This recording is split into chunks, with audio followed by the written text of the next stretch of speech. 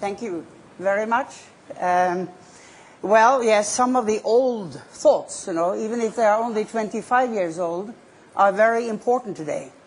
So I thought I would focus on climate change, because we have the whole morning been discussing other issues, and it hasn't been really touched at all. It's real, and it means that the world has to come together to protect planet Earth and the rights, the human rights and the future of coming generations. I think we all know that. The question is, will we be able to do it in time? And that presupposes collaboration of a greater dimension than what we have been able to do until now. And it was last December in Bali, just barely possible to get the negotiations on climate change going. Why? Because the difference of opinion between different kinds of countries were so great. But the commitments for change now have to drive us forward together. We need the US, we need the rest of the OECD, we need India, China, Brazil, and the really poor countries of the world working together on this. Now, it's a crucial issue of survival, and let me say we need to get below a 2-degree increase Celsius before 2050. Otherwise, we will all have a big challenge. Now, this is possible. 60% reduction before 2050 will get us there. At the moment, the trends are going upwards. So we really need change.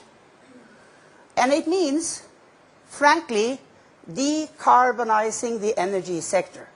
And I say that coming from an oil exporting country where 51% of Norwegian exports are from the petroleum sector today.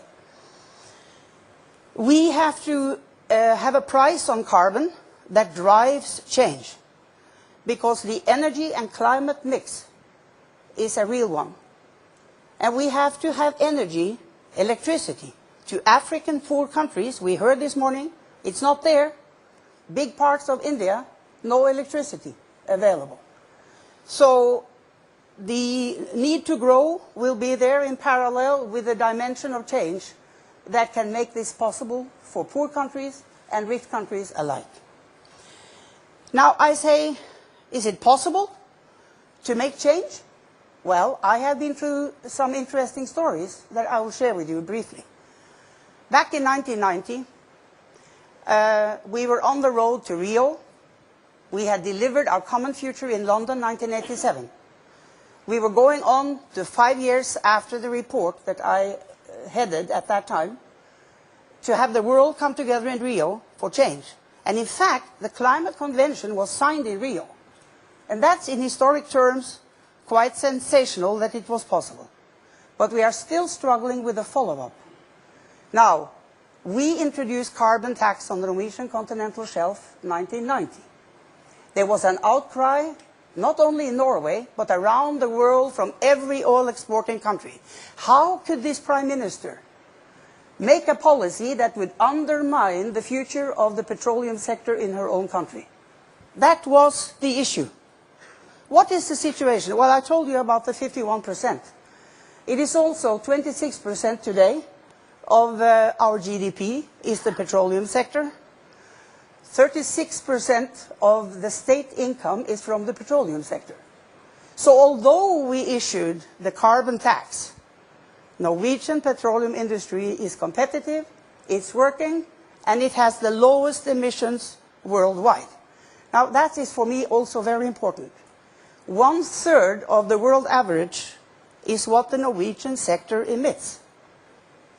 1/2 for what is in Denmark and England. And that makes a difference to the emissions. And lastly, carbon capture and storage is necessary, because coal will continue to be used in the next century. Even if we are able to save energy, have renewables, it will happen. So one coal-fired plant that my Prime Minister visited a couple of weeks ago in South Africa emits more than the whole of Norway emits, including its petroleum sector.